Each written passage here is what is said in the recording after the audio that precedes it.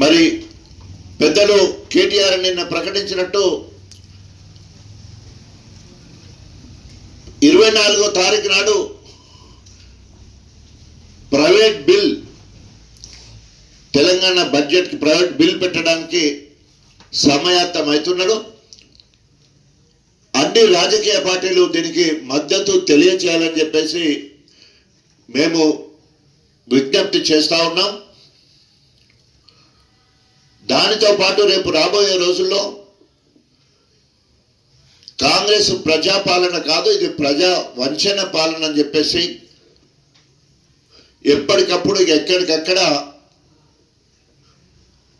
కాంగ్రెస్ ప్రభుత్వ ప్రతినిధులుగా వచ్చే ఎవరినైనా కూడా నిలదీస్తాం.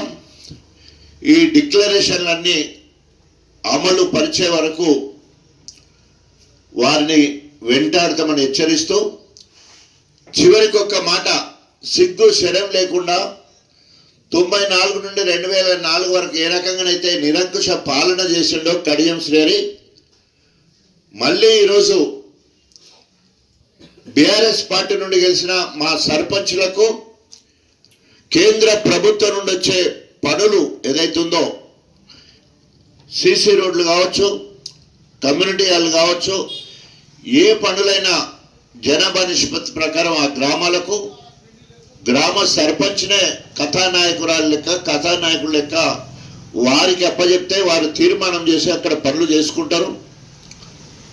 అట్లా కాకుండా ఈరోజు బీఆర్ఎస్ బలపరిచిన సర్పంచులు ఎక్కడైతే ఉన్నారో అక్కడ పనులు ఇవ్వట్లేదు నిరంకుశంగా. దాన్ని తీవ్రంగా ఖండిస్తున్నాం. అదేవిధంగా శిలాపలకాల మీద మరి సర్పంచుల పేర్లు రాకుండా కూడా చూస్తూ ఉండరు, సిగ్గుచేటు.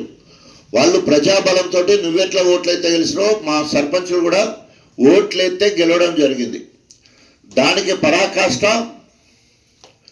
గోవర్ధనగిరి క్రాస్ రోడ్ దగ్గర నుంచి వెళ్ళి మచ్చు పహాడ్ వరకు వేసిన 10,90,00,000 పనులు అంత బీఆర్ఎస్ సంబంధించిన 4 సర్పంచులు ఉంటే ఒక్క సర్పంచ్ పేరు రాకుండా తన పేరు తన బిడ్డ పేరు, ఆ పని ఇచ్చిందేమో సత్యవతి రాథోడు గిరిజన శాఖ మంత్రిగా ఉన్నప్పుడు 2022-23లో పని మంజూరైతే ఆ పని పూర్తి చేసేటప్పుడు దానికి ప్రారంభోత్సవాన్ని పెట్టకుండా శంకుస్థాపన అని పేరు పెట్టి మరి 2025 డేట్ వేసి అప్పుడు ఎలక్షన్లు కాంటామ్ చేసి ఆడ సర్పంచ్ల పేర్లు పెట్టకుండా అంత దుర్మార్గం పనిచేసిండో దాన్ని తీవ్రంగా ఖండిస్తున్నాం.